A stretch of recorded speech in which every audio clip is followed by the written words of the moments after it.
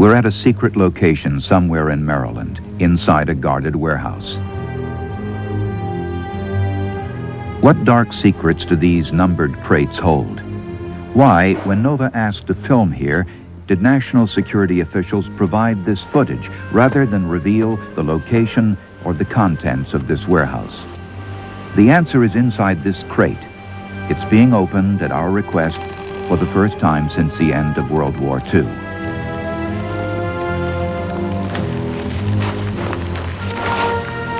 It contains a machine known as the Purple Analog.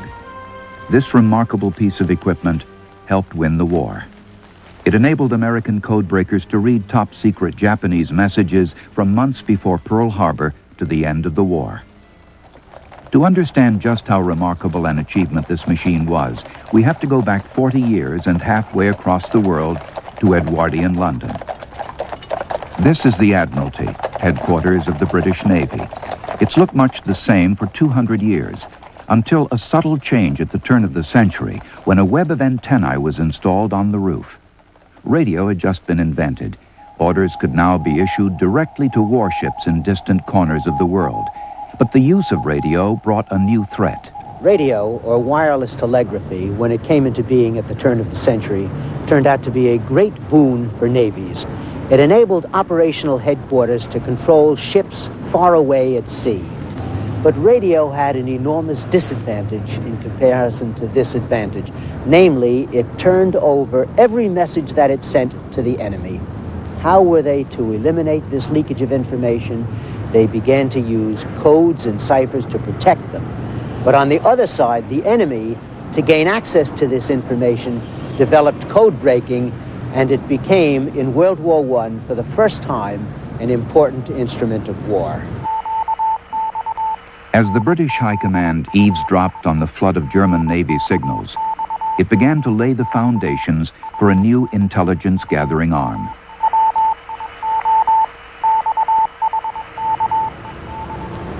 Room 40 at the Admiralty became the birthplace of modern code-breaking.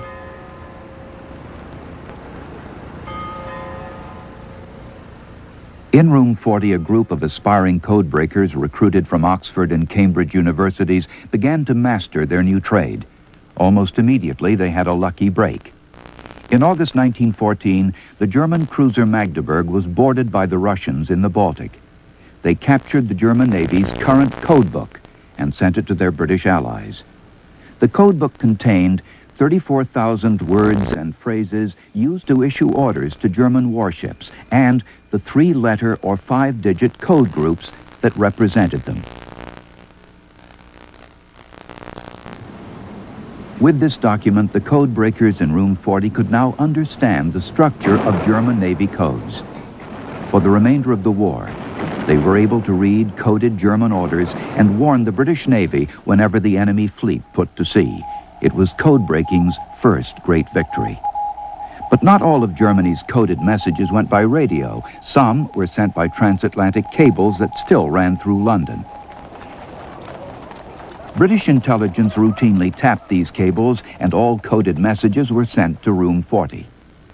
In January 1917, a long telegram was sent from Berlin to Washington on an American-owned cable. Room 40 found that it was encrypted in a German diplomatic code and addressed to the German ambassador in Washington from the German Foreign Minister, Arthur Zimmermann. British codebreakers attacked the telegram and soon had a partial text. The words leapt from the page.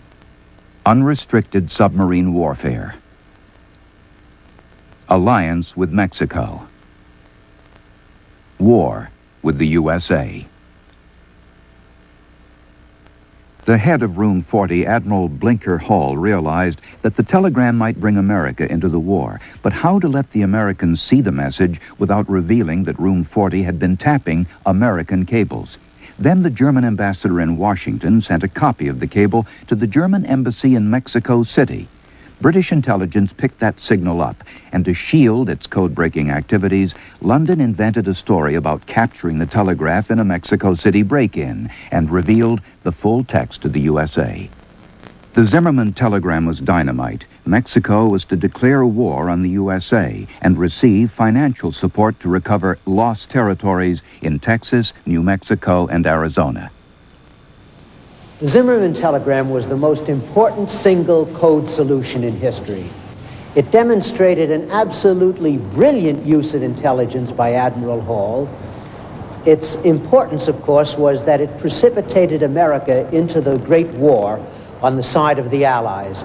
And for the first time, intelligence had had a significant effect on the course of world events. President Wilson, who had said he was too proud to go to war, now had no alternative. The U.S. immediately declared war on Germany. The fresh young troops from America tipped the balance in favor of the Allies. In 1918, with Germany beaten, the war to end all wars came to an end.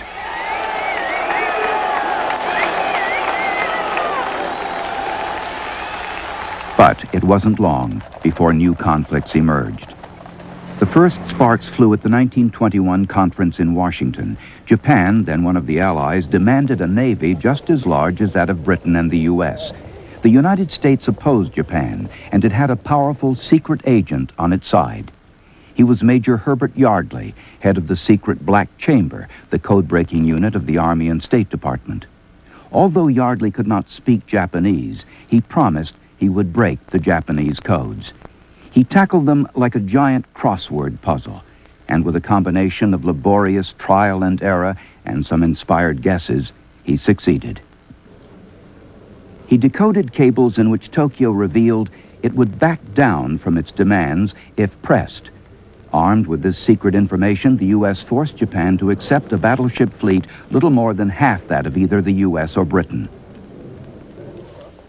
The U.S. and British delegates were delighted, but the Japanese bitterly resented it, and the seeds of future conflict had been sown.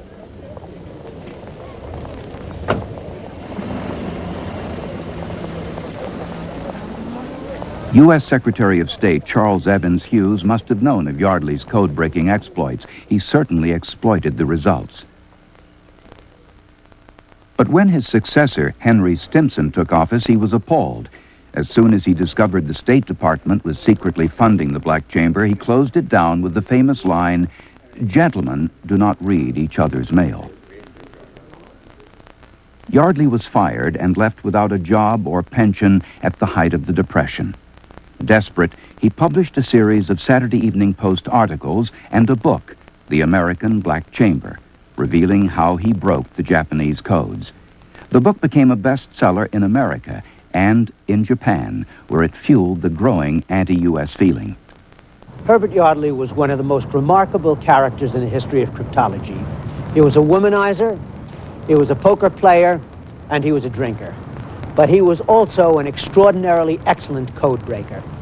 And even though toward the middle of his life he wrote this book, The American Black Chamber, which revealed too many American code-breaking secrets, nevertheless, his activity in breaking the Japanese naval code and diplomatic code at the time of the Washington Disarmament Conference proved an enormous boon to the United States. It enabled us to gain naval superiority over Japan, substantial naval superiority, which proved of great value during World War II. Meanwhile, the U.S. Army continued code-breaking and hired the brilliant young William Friedman. With his wife Elizabeth, also a talented code-breaker, he held code-breaking parties. Progressive dinners. They'd have progressive dinners in which codes were an essential part.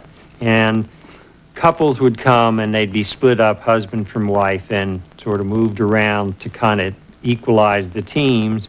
And they'd be given a sheet, and on the sheet were a succession of codes. And I imagine that they got more difficult as they went along, but you'd have to solve the first message to find out the restaurant to go to for the first course, and so on through the meal, and then the first couple back to the house would win some kind of a small prize or something like that. And people really enjoyed those parties and came to them with relish. Unlike Yardley, who was a loner, Friedman set out to build up a team of code breakers and quickly hired his first 3 trainees. Frank Rowlett, a young math teacher from Virginia, aced the civil service exam and was offered a job as a cryptanalyst. The salary